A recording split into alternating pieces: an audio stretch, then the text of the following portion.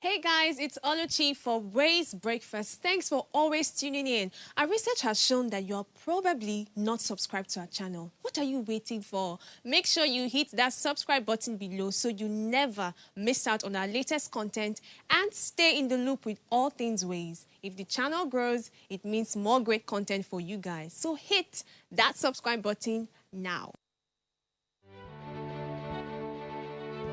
Nigeria, by extension Africa, battles a growing youthful population and with little or no meaningful engagement leaves a ticking time bomb on our hands.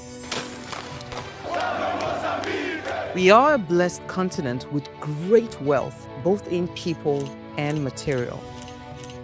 Our focus on Ways remains driving conversations that affects us all. Topics in the news, social concerns, politics, leadership, governance, empowerment, resource management, conflict management, finance, SME sustainability, technological innovation, food security, health, education, brain drain, our well-being, citizenship, and much more.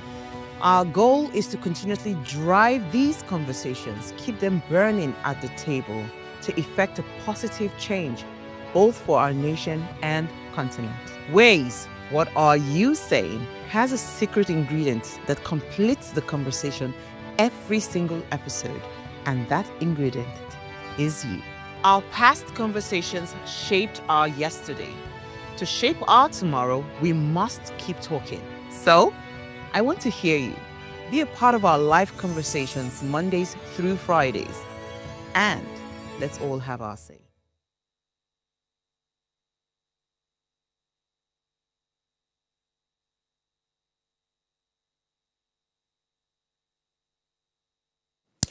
Pastor Tunde Bakare, a prominent Nigerian pastor and political commentator, has been vocal about his views on President Bola Ahmed Tinubu's policy and governance style.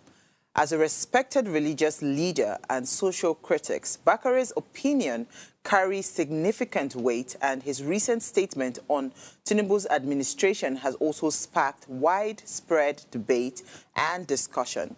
In this context, it is essential to examine Bakare's critique of Tinubu's policy, exploring the key issues he has raised and the implications of Nigeria's governance and development. It's another beautiful episode on your favorite primetime show, Ways. My name remains Osayua Mesale, and today we're reviewing Pastor Tunde Bakare's opinion on Tinubu's presidency. Now remember, Ways is all about you. You are the why in what are you saying. So be a part of the conversation every single day. Add your voice to the discussion. You can also head onto our YouTube channel. It's at Official Upgrade TV. Hit the subscribe button, like, share, invite your families and friends to watch and follow the show. When we open the phone lines, we really love to hear your thoughts on this topic. And also send us an add me on WhatsApp. Yes, you can add me, do the add me on WhatsApp. We can also join you via video. Apologies to our viewers on Plus TV. We hear that you're not able to see us. It will be rectified very, very soon. So, as always, please let me allow you ponder on my quote for the day. It says, "No man is wise enough nor good enough to be trusted with unlimited power." And this was Pastor Tunde Bakare saying it in referring or addressing President Tinubu. And you know, there's a saying that goes that power corrupts and absolute power corrupts absolutely. So I couldn't have agreed I couldn't have agreed more with Pastor Tunde Bakare. As long as you're human, you shouldn't be given ultimate ultimate power, because it is just going to be chaotic and catastrophic, right? There should be a bit of control to every kind of power that is wielded by a single human being. As long as there's a human before the being, right? There's a human before the being. You cannot be trusted with absolute power, and I totally agree with Tunde Bakare. So we'll delve into the conversations or analyzing what Tunde Bakare had said in his sermon on Easter Sunday. But first, let me run off on a break. When I come back from that break, I want to let you in on my news interest for the day. Stay with me.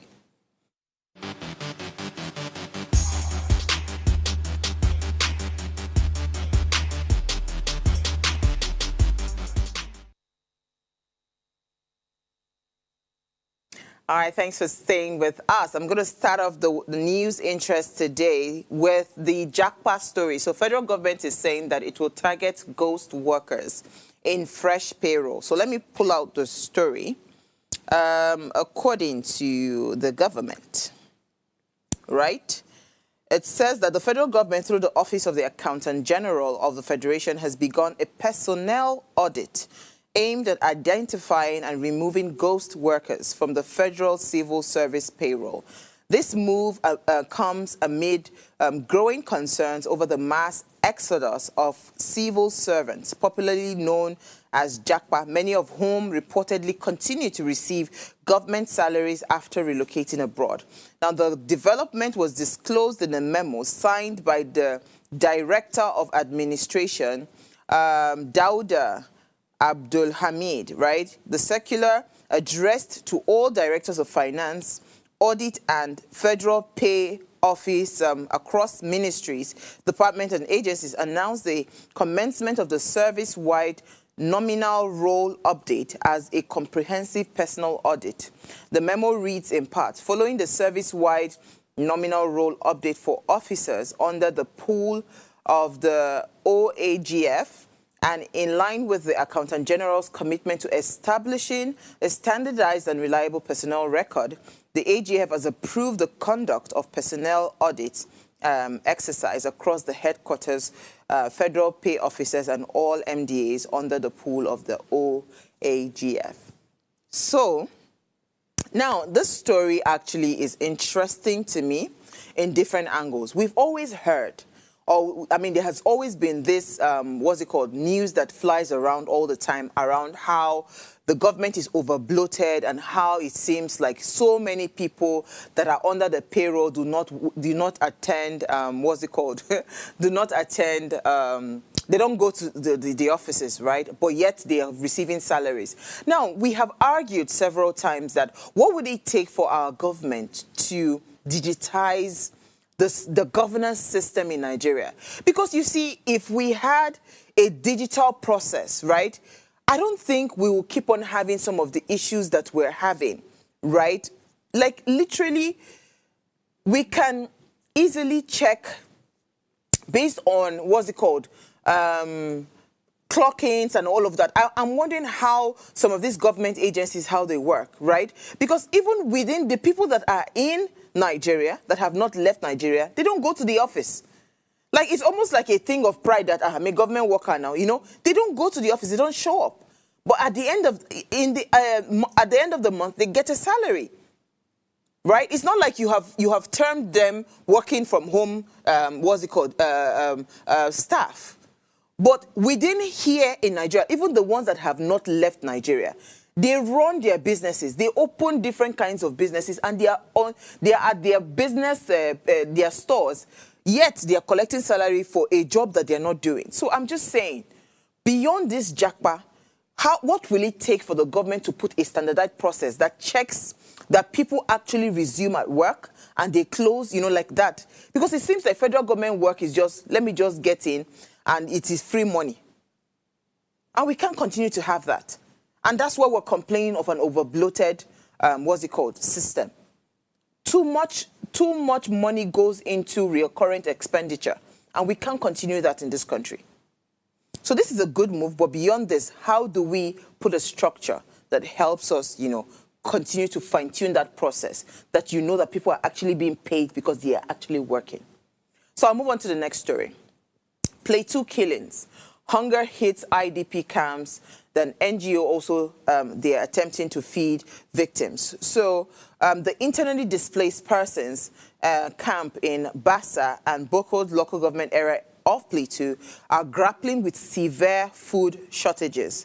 Then this was reported by Ariwa Punch, and the situation has further exacerbated the suffering of the victims who have fled their homes following a wave of attacks and killings by gunmen in the Boko and Bassa communities, which have claimed many lives over the past 2 weeks. So IDP camps in Bassa are suffering with limited access to basic necessities like food, water, shelter. So they say if you go to the Horti community, we have over 4,000 internally displaced persons there. That's an alarming number. At St. Paul Catholic Church in Boko, they have over 2,000 internally displaced persons there. In all of these places, the situation is so dire, with many IDPs relying on humanitarian assistance to survive. A resident in Boko, Kafas Malay, lamented while speaking with the Punch correspondent. He said the truth is that many of these displaced persons have shown resilience in the face of adversity. Imagine a group of people waking up to realize that they have been chased out of their ancestral homes and with no place to sleep, no food to eat. I think the government needs to look at their plight and do something. They need to offer them protection and help to rebuild their homes so that the survivors can return to their homes and continue their lives. Non-governmental organizations like Stefano's Foundation on Friday had gone there to distribute food items to the victims of the attack in Bassa local government area. So I want to say that this is just a clarion call. This is a time where we truly need Nigerians to come and rally round. I don't know how this works, but I am very sure that a lot of churches, a lot of mosques and all of that, around that area can actually do something like the church that was mentioned, the Catholic church that was mentioned. Beyond that, the government, you already have failed when it comes to security. Like, you literally failed us as a government. So the least you can do as a government is provide food. The least you can do. And you see why we are very, very keen on fighting security challenges in Nigeria. The more we continue to look away and turn a blind eye with some of our security challenges in this country, the more we'll continue to have issues around food security as well. Because most of these people that have been displaced, they cannot go back to their farmlands. They can't feed. And if they don't farm, they cannot feed. And some of these communities that have been attacked, they are farmers. And they cannot go back to their farmland. So there will definitely be food shortage. So we have a very huge problem in our hands. Well, hopefully, now that the president is back, maybe we might find a solution to some of the challenges that we're faced with. I'll move on to my next story. Pro-Fubara supporters protest, and then they demand some things from the government. And they demand his reinstatement. I don't know how far that would go, though. I don't know how that far will go. So hundreds of supporters of the suspended governor of Rivers State, Siminalayi Fubara, took to the streets in protest, demanding his reinstatement. Clad in black and carrying placards with inscriptions such as "Together we stand for Governor Sim Fubara. We want our governor. We want back our governor. We want back our governor. We all voted for."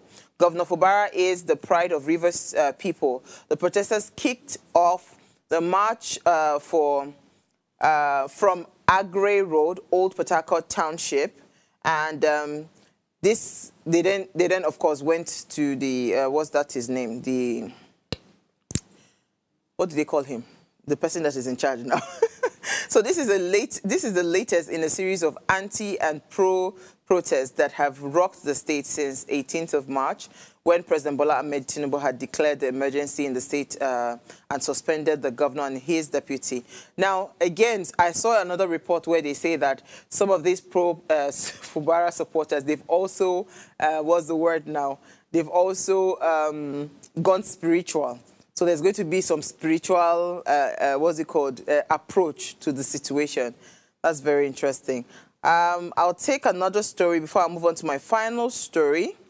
I don't know if you've been following the U.S. and Donald Trump, and Harvard. So Harvard has sued Donald Trump over the U.S. Federal funding cuts. So the administration on Monday, in a sharp escalation of the fight between the prestigious university and Republican, who has threatened its funding and sought to impose outside political supervision, Trump had sought to bring several prestigious universities to heels over claims that they tolerated campus anti-Semitism, threatening their budget and tax-exempt status and the enrollment of foreign students. But Harvard has refused to bow.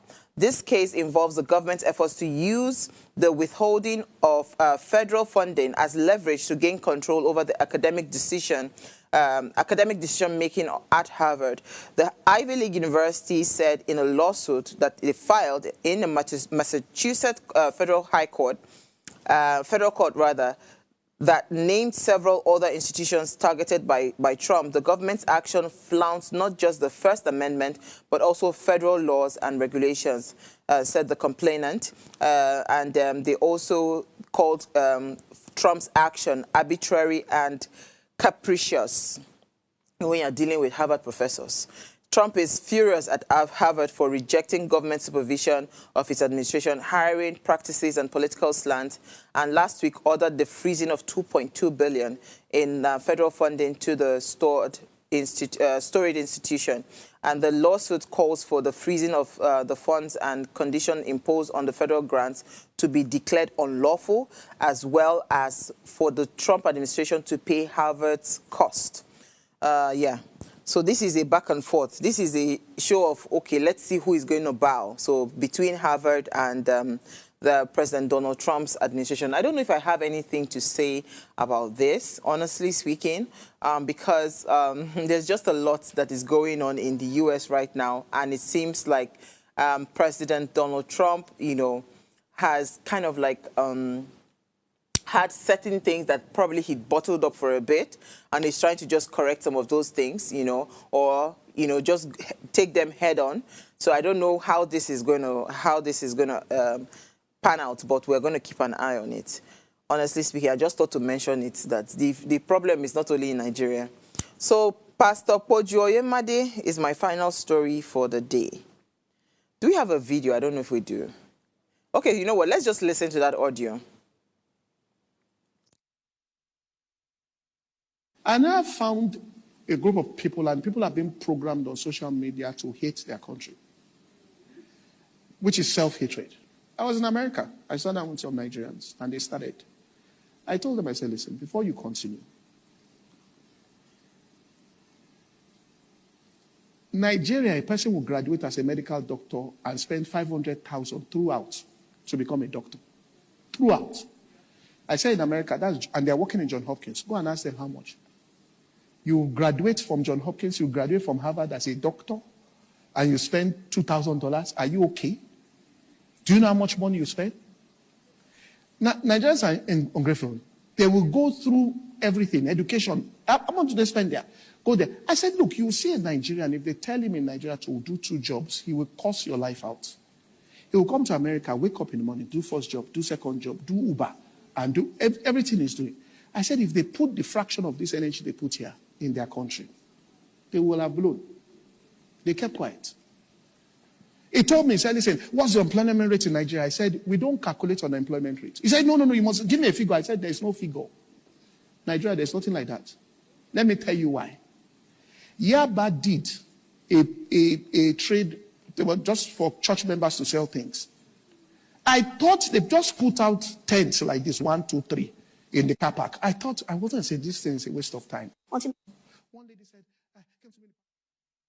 came to me. Video, so you can go and watch it. But the National Association of Resident Doctors defaulted this remark by the senior pastor and the founder of the Covenant Nation Church, saying that, according to them, contrary to his claim, the estimate right now that doctors spend, in getting trained is between $21,000 to about $51,000, right? And this includes the tuition, living expenses, and other associated costs. Despite this investment, they say that the average Nigerian doctor earns about 250,000 naira, roughly about $170, right?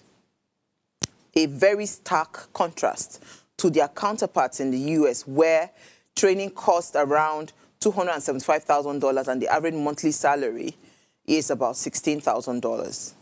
So, in addition, the National Association of Resident Doctors highlighted the financial burden of emigrating, noting that a typical Nigerian family spends over $10,000 to support a doctor to qualify and practice in the U.S. So I just thought to mention this because I don't know where Pastor Poju Oyemade was driving at, but 500K in what century? Because even when I was going to university, I know that and this was in 2002, I know a lot of medical students, that did not spend 500K, you know, to get their medical certification. So I don't know what century he's at. I understand where he's coming from, that yes, training as a medical doctor in Nigeria, I mean, we've heard it several times. Even the former Minister for Labour had said it, that it is the cheapest, you know, education you can get, but not 500,000 from first year to final year. That's not possible. I just thought to mention that, please, let's not mislead people. I get it that you're trying to make people a bit positive and all of that, but let us call what our realities are and just see it as it is. I have more things to say about Pastor Pojo Imade's thoughts. I'll hold on to it, because when he talked about how it is easy for you to be able to take 4 jobs and all of that, and here in Nigeria it's not easy, go and check when you want to compare apples and apples, not apples and lemons, right? Because the truth is, the conditions there also helps. I know some people that in the comfort of their home, they have 5 jobs that they are doing, because they are able to juggle it just by on their laptop. A lot of Nigerians are collecting multiple jobs now, just by the mere fact that now technology has helped them, and they have digital skills that they're using to get multiple jobs. But how many people can really do that, and how many opportunities are there in those spaces? So before you compare anything, Pastor, please, let us be very guided, and let's compare our own realities with other parts of the world. Let's be intentional. I know Nigerians too that are doing both normal job, and in the night they go and do Uber too. But it's still not adding up to what they would have been able to earn if they went abroad. I'll leave it here. Let me take a break. When we come back, let's discuss another pastor. Pastor Tunde Bakare, stay with me.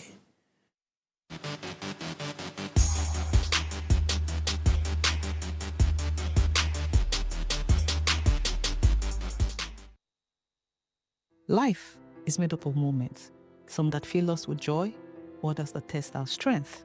Welcome to Heartlines.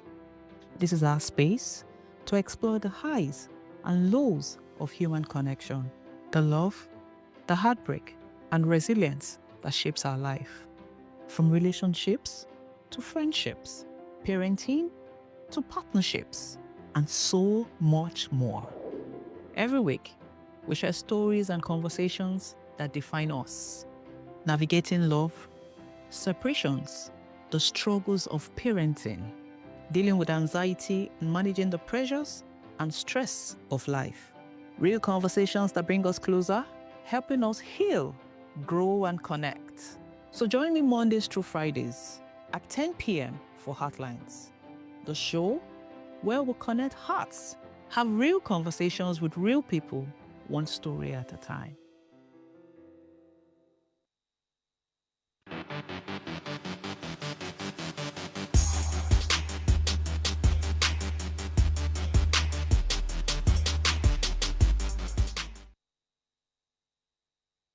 All right, today's topic provides an opportunity to analyze the intersection of religion, politics, and governance in Nigeria, as we analyze what was said, who said it, and to whom it was addressed to. Now, quoting Pastor Tunde Bakare, he said, and I quote, "Mr. President, it is through your influence that the Nigerian National Assembly has become a haven for legislative rascality." He said, "Thanks to your political machinations, Nigeria is now bedeviled by a captured National Assembly, the most ineffective in its checks and balances role since the start of the Fourth Republic." It then goes on to tell us, fellow citizens, at the center of this political banditry, he said at the center of this political banditry is the motor park brand of politics, Jesus Christ, nurtured by the old brigade politician and in recent times by President Bola Ahmed Tinubu. He says, let's stare.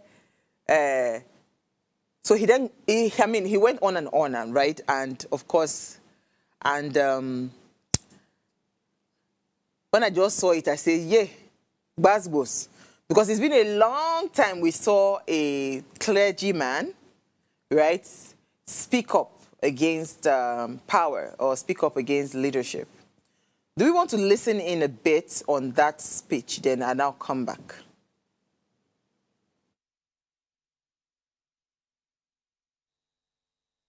And that unless certain pragmatic steps are taken with immediate effect, the rage of the poor may engineer social, economic, and political worst-case scenarios.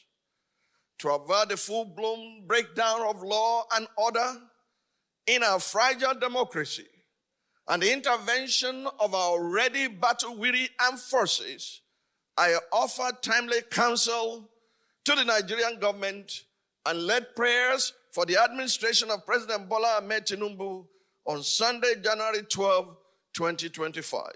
It is for this reason that I'm compelled to present the truth about and a pathway out of Nigeria's economic dire straits.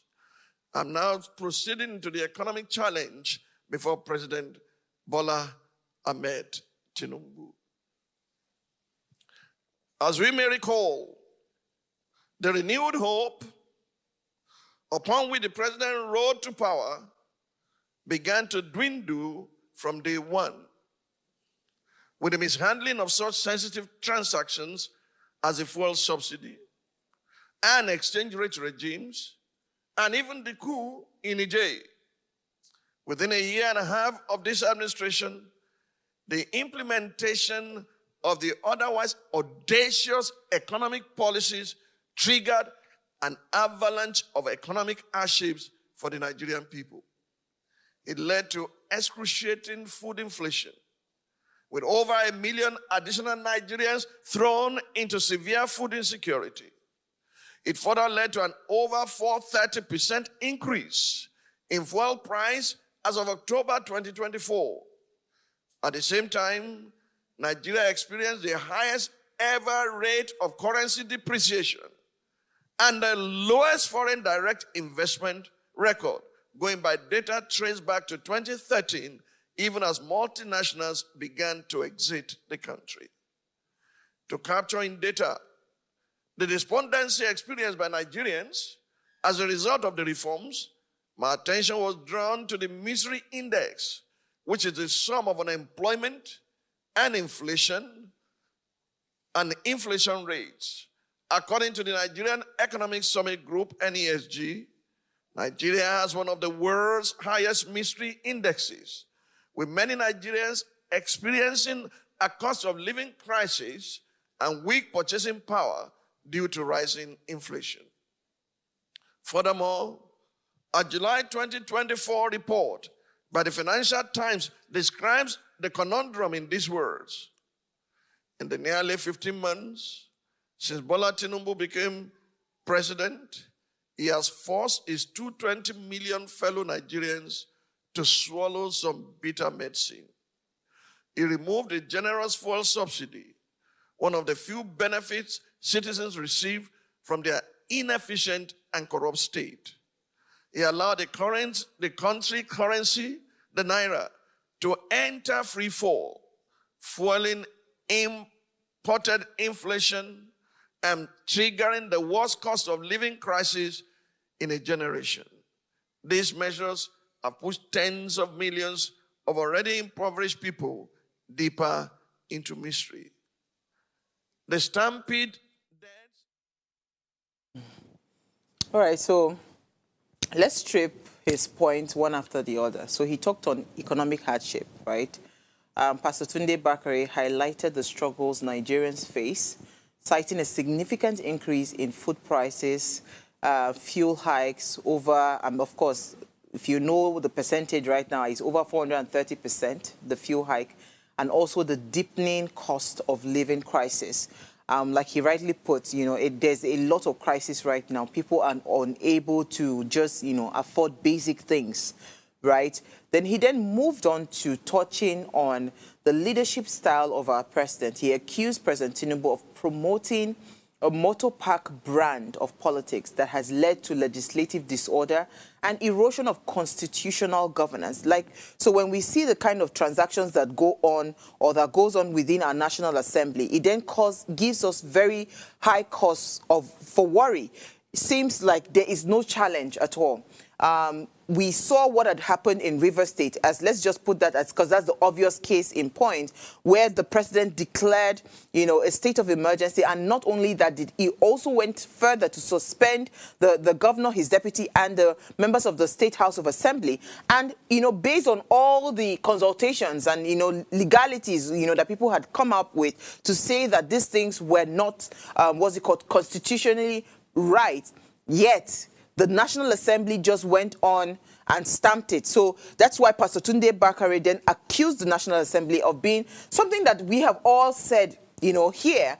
It's just that now it's coming from a more prominent person that is still saying the same thing, because he's called them a rubber stamp. He said they are motor-park brand of politics that they are operating that has led to a legislative disorder that, there's complete erosion of constitutional governance. He then went on to talk about abuse of power. Bakare also warned against the dangers of unlimited power, like I had quoted earlier, that, he urged Tinubu to stop playing God, emphasizing that the need for humility and empathy in leadership.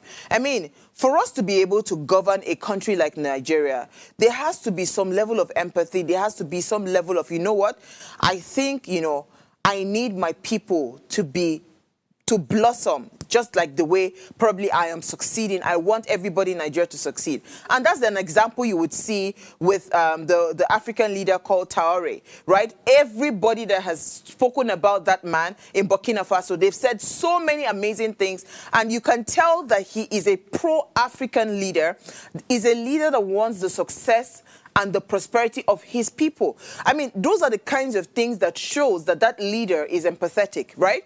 So, Pastor Tunde Bakare asking President Bola Ahmed Tinubu to stop playing God, it then emphasizes, the fact that we all have seen that he has somewhat put on this leadership style that says you cannot question me, right? I cannot be questioned, and it is only God that cannot be questioned. You are a human being, and you are also prone to errors as a leader, President Bola Ahmed Tinubu. So it is okay if you are criticized and if we ask you what are the things that are happening. But you see, every single time the federal government tries to respond, to criticism or whatever, you just see it that there's lack of empathy, there's no form of humility, and it seems like somebody's just there trying to play God.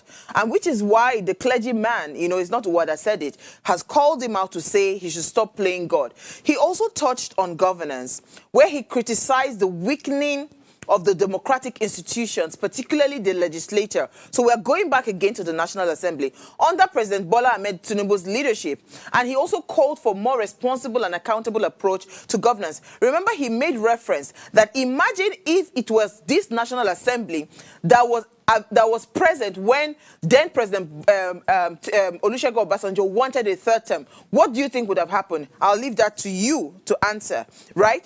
But that is what we're saying, that there's no form of accountability, right? There's no responsible approach to governance, and that is what Pastor Tunde Bakare, kind of highlighted in his speech. He then moved on to touch on the National Assembly's independence. So we're back again to the legislature, because the reason we are back again to the legislature is because everybody that understands, when I was a lot younger, I was a bit naive. I didn't understand how the structure of governance worked until I became older, and with so many years of talking about these things every day, in and out, live shows every day, and reading and learning, I now understood the importance of the National Assembly. They are supposed to be the checkmate of every executive. They are supposed to be their watchdog. So when the National Assembly does not have independence, there's problem. And Pastor Tunde Bakare accused President Bola Ahmed Tinubu of undermining the National Assembly's independence, claiming that it has become the 48th member of his cabinet. Can you imagine? So it means that you're supposed to have your own role as the National Assembly, you completely pushed that thing all aside, and you're just waiting to get instructions from the government, which is not supposed to be. the state houses of assembly and the National Assembly, they are supposed to be checkmates or watchdogs or whatever you want to call it for the executives, be it the governor or the presidency. But we are not seeing those kinds of things playing out. Instead, what we're just seeing is a National Assembly that just, is almost like another arm of the executive. What is happening, or what happened rather, in Rivers State? It is because the National Assembly is somehow, there are allegations about them being instigated against the governor, because normally you would never see those kind of things happen where they go against the governor. He say, oh, the ayes have it, and if you are in favor, say aye. If you are not in favor, say nay, and the ayes have it. That's all you hear at the assemblies, be it state or national level. But you see, now, based on what Pastor Tunde Bakare had said in his speech, it's just the obvious reality. So as a government, if you feel like these things are not true, then we need to start to see certain kinds of debates go on when you present bills, when you present different things to the assembly. It should not just be the ayes have it all the time. Now, Tunde Bakare also raised concerns around dictatorship, right? He warned that Tinubu's governance style is sliding into dictatorship, which is what I said before, citing the declaration of the state of emergency in Rivers State as a misstep. I just mentioned that, right? So it tells you that these things are so obvious. It seems like when you then talk about it, you are now the person that the government is now trying to attack. But these are obvious things. If you show that you are a democratic leader, then there are certain steps that would also, there are certain parameters, or there are certain, criteria that would show that you're a democratic leader. Because you are now open to a debate. You're open to questions. Not that this is how it's supposed to be done and that's it. So Tunde Bakare also urged the president to reassess his leadership style, prioritize transparency and accountability, which is what we have just been begging for all these years, across all leaders. And it's not a Tinubu thing. Why can we not get to the point where transparency and accountability becomes our bread and butter in leadership within Africa, right? So the use of power for service, and that he should limit that, and also he should also stop this idea of self-exaltation, right? He should stop the idea of self-exaltation. He even made reference to the part where he talked about, was this his idea when he said it was my turn? Emilokon. Was this his idea of what leadership would look like when he said it was his turn? The clergyman said a lot of things, right? And I'm so happy that these are conversations. This is what we have said as citizens, right? When the legislative arm of government has failed, then the church has to rise up, our religious institution, because that's another powerful arm, right, that can actually swing things into better or direct the ship into a better direction, or a more profitable or prosperous direction. If the legislative arm, the judiciary, and they have failed, then the church must rise up. We'll take a break. Let's go on a break. When we come back, we'll continue the conversation. Stay with me.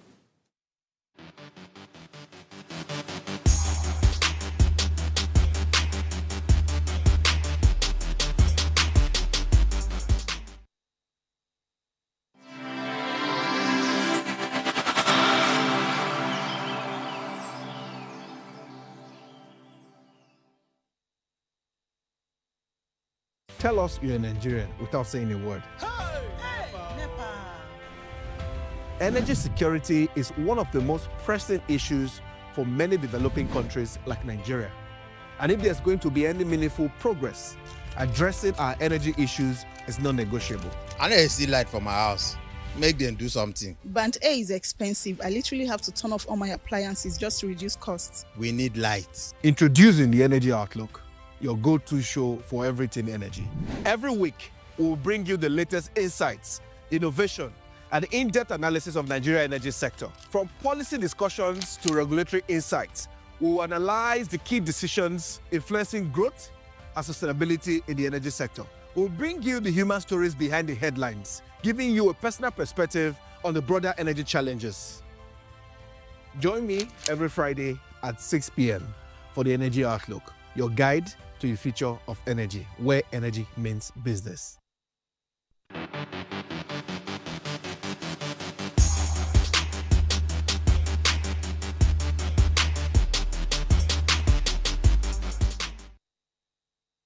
All right, thanks for staying tuned. Please, we need to apologize again. Plus TV, they will be back up, hopefully by God's grace tomorrow. We apologize for any inconvenience.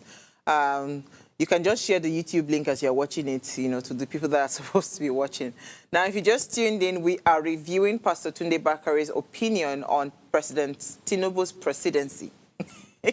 That's a mouthful. Please, let's hear what you have to say. Remember, you can join this conversation. Send us an SMS or WhatsApp to 081-803-84663. You can also send us an add me on WhatsApp. We'll add you via video to be part of the live conversation. Now, please, the phone lines are open. Hopefully, we can get some calls in. Please call us on 07025007749 or 07014242420. Let's hear what you have to say. Now, before we just, let me take a breather. Pastor Tunde Bakare said a lot, right? And honestly speaking, if you really want to be honest, I like honest feedback. I like honest feedback. It can be hard to take honest criticism. It can be a tough thing. Sometimes I will even argue with you. But when I go back inside my comfort of my home, I will just sit down and say, okay, it's true. What this person said is true. So, so it can be really harsh when people say the truth, right? And that's why we always teach that, please, when you want to criticize, try to criticize in a way that, it just makes it a bit softer. So I would say that, we shouldn't just dwell on what Pastor Tunde Bakare said. Let's even try to recommend, right?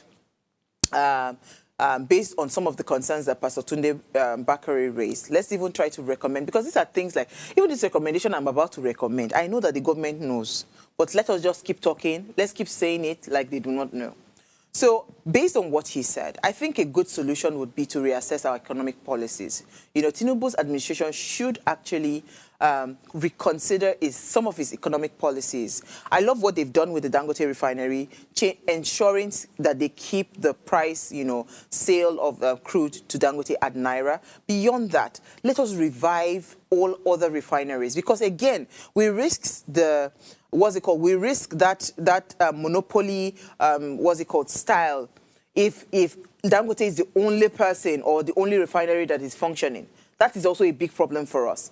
So, let us just reconsider some of the economic policies. We must prioritize the welfare of Nigerians. So what it means is that at every point in time, you're asking yourself, is this the best price that Nigerians can get for this? If the answer is no, then you must go back to the drawing board and say, no, we have to bring down the costs. That is how you show that you are an empathetic leader. Right? You have to keep on probing. Is this the best I can get for my people? Is this the best I can get for my people? If the answer is no, you go back to the drawing board. And that's how you continue to fine-tune it until you're able to give people a bit more decency in their living. We must also address the rising cost of living, fuel hikes, food prices, electricity tariffs, all of those things, they all have to be addressed. One of the challenges of food prices that we're having or we are seeing is the security challenge. It's a ripple effect. Once there's insecurity, people are unable to go to their farmlands, it means automatic food shortage. And that is what happens. So all of these things, if you really are a leader that cares about the welfare of your people, then you actually know where to target. It's a simple thing. You know where to go and hit that, strike that iron, right? So that you can get the best results. Electricity tariff. Aso Rock has said, I did a video this evening, Aso Rock said that they are solarizing Aso Rock. They want to put solar in Aso Rock. I said beyond Aso Rock, a lot of businesses, a lot of companies, a lot of homes, right? We might just need to be intentional about ensuring that when the people are shipping in some of the materials or whatever it is that makes up a complete inverter solar system, electricity system in the homes or in the offices or wherever, what is the best cost? Can we start to take out the way you took off, tariffs from drugs? Can we take off tariffs from those kinds of products so that it comes at a cheaper price? Nigerians are able to afford it and they can start to power their businesses. Manufacturers Association of Nigeria said that they spent over $1 trillion just to power. And this is the ones that is recorded. These are the people that belong to the association that is recorded. What about those people that do not belong to Manufacturers Association of Nigeria? That they are manufacturing different things and they are spending money on diesel, on generators and all of that. The cost is crazy, and automatically that cost is translated in the cost of living. Transportation will go up, food prices will go up, everything would go up. So we need to be very intentional, right? So that would be one solution. We must go back and review those policies. Are these policies going to make my people better? Would the welfare of my people be taken care of? If the answer is no, you go back to the drawing board. Another thing I would recommend to the government, right, would be to foster transparency and accountability. You have to force it out. As a government, if you are not ready to be transparent, then you are not ready as a government. You are not ready. The government should promote transparency in decision-making and ensure accountability in governance. You must uphold the principles of good governance and democratic values. Without that, we go nowhere. We have to be very clear. And the kinds of values that we're asking, it shouldn't be the value we uphold it when it comes to A. Then when it comes to B, we start to tweak the values, which is what we see all the time. We start to change laws, shift goalposts, so that it favors us. All of those things must stop. We must also strengthen democratic institutions. We've said it several times. Part of what Tunde Bakare complained about, largely, National Assembly, right? Our judiciary, our law enforcement agencies, we must strengthen them. Tinubu's administration should respect the independence of democratic institutions. INEC should be respected. The National Assembly, state houses of assembly, they all should be respected. The judiciary should be respected. And they should operate as an independent body. That is the only way we can have checks and balances. Everybody has the tendency or the propensity to be mad. The only thing that keeps us one step away from madness is that there's rule of law. Right? So we cannot function effectively without that independence. So we must take out that undue influence on these institutions that are supposed to serve as checks and balances. We must also prioritize inclusive governance. The government should adopt an inclusive approach to governance, listening to diverse perspectives. You must be open. You cannot say as a government you are a dictator. You must be open to people telling you, oh, this is how things are supposed to be done. Then you go back. You can fight back and forth, no problem. But you go back and say, okay, based on these things, this is how we're solving the problem. We must continue to address the needs and the concerns of all Nigerians.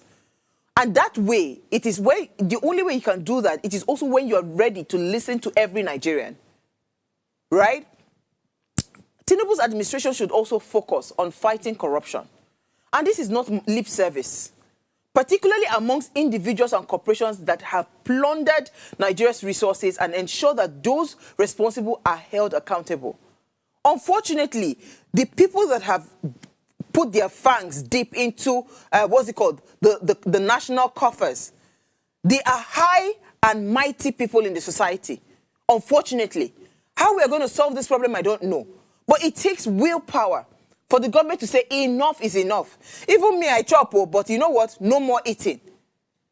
Because the way we're going, it is only just going to lead to destruction if we're not ready to curb or nip this in the bud. We must also promote servant leadership. This is one thing that is really hard to find in Nigeria. Servant leadership. Leaders should prioritize servant leadership, focusing on the welfare and well-being of Nigerians and demonstrating humility and empathy in every decision that they are making. Very important. It is not about you at this point. The fact that you are the president, or you are the governor, or you are the Senate president, or whatever it is that you are, it is beyond you at that point. It stopped when you were elected. It stopped being about you. Empathetic leadership, servant leadership, you must learn to understand that you are here to serve people's interests. We can't keep doing this all the time that you think it is all about you. It's not about you.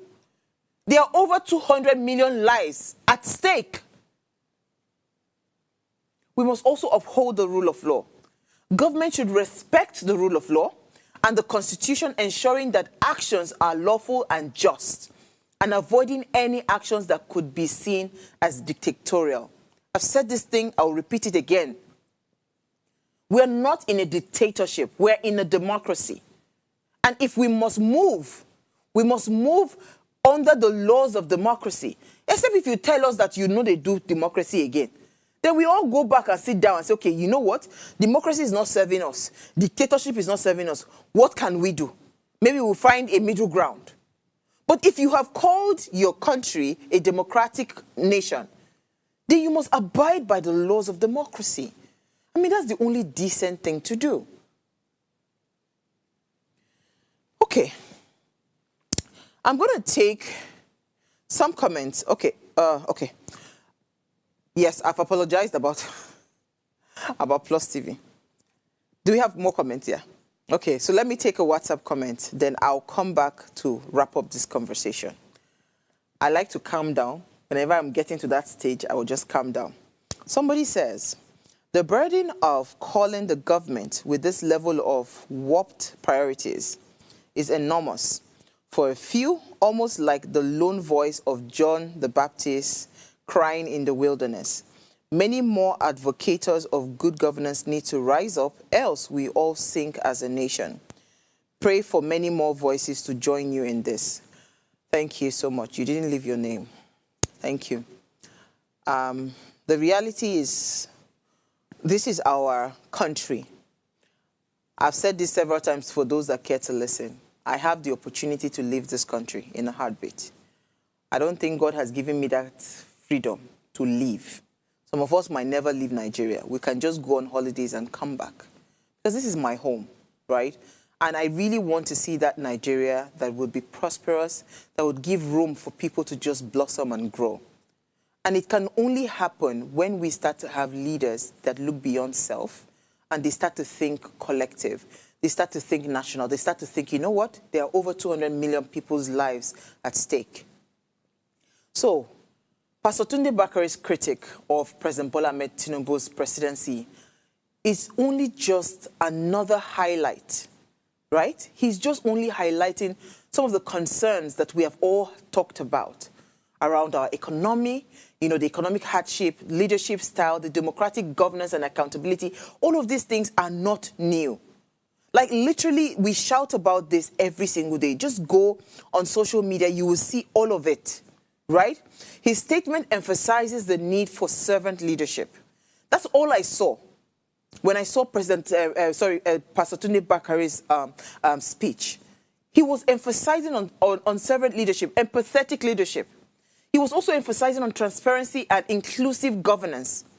You know, people, of course, the presidency replied, and of course, they would always come out to want to debunk and everything, but that's not the point. When somebody comes with things like this, as a leader, what you should do is to go back and say, you know what? What have they said that is true? Forget about everything. Just pick the things that have said, okay, do we have economic hardship? Yes. Are people struggling to live by the day, to feed? Yes. I just took a story of an IDP camp having issues around food shortages, water, shelter, and all. These are realities, and it is no fault of theirs. They were in their homes. Some people came, invaded their homes, and displaced them. Now there are over 4,000, 6,000 people just there. They don't know where to go. So, whilst President Bola Ahmed Tinubu's presidency, right, whilst a lot of opinions vary around his, because some will tell you that he's the best president. I mean, his son said it, that he's the best president Nigeria have. Some people will tell you that Tinubu is the best thing that happened since sliced bread. That's their opinion.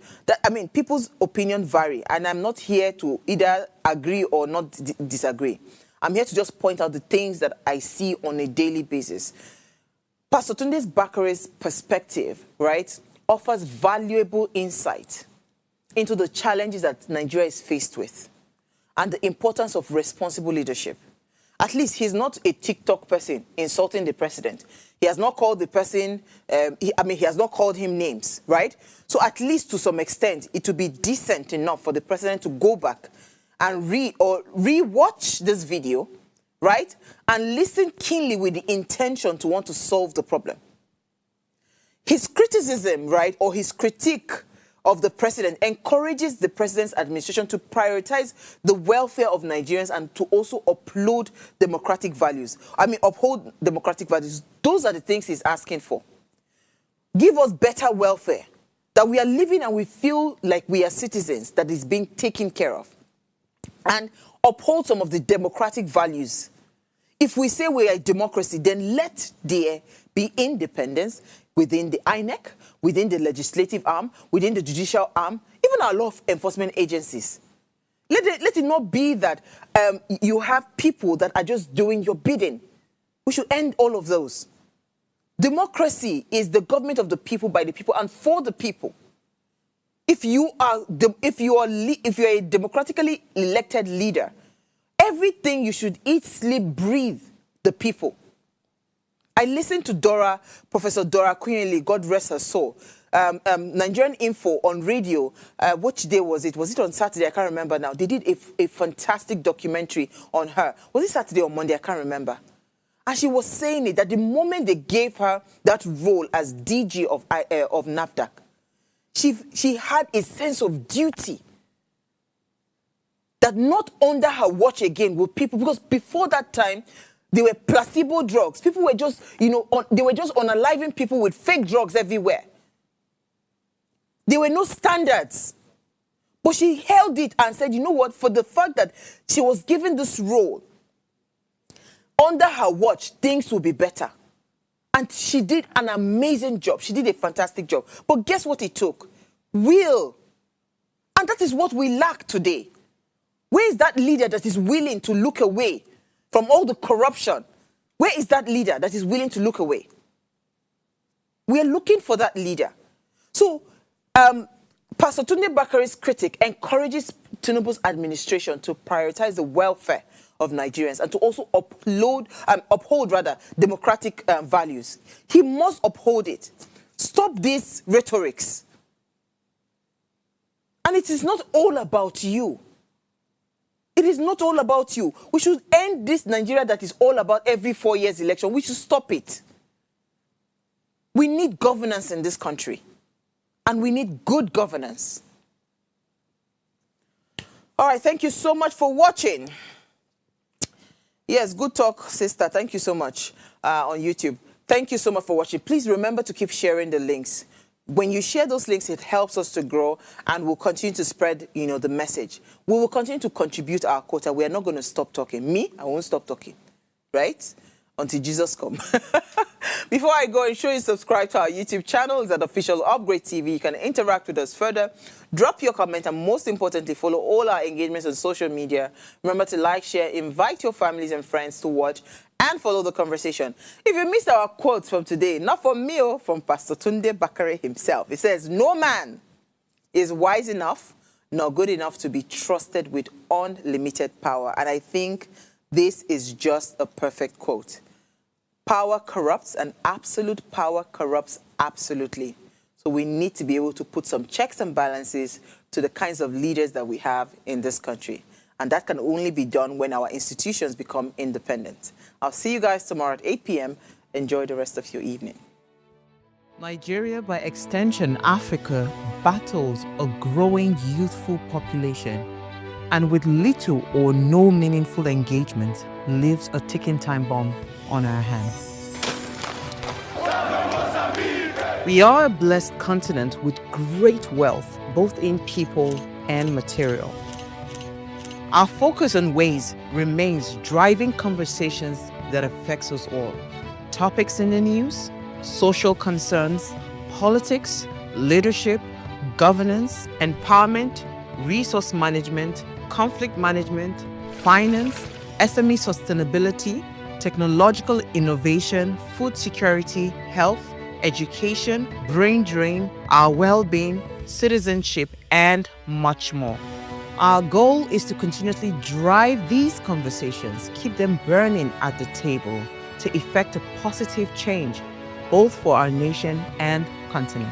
Ways, what are you saying, has a secret ingredient that completes the conversation every single episode, and that ingredient is you. Our past conversations shaped our yesterday. To shape our tomorrow, we must keep talking. So, I want to hear you. Be a part of our live conversations Mondays through Fridays. And let's all have our say.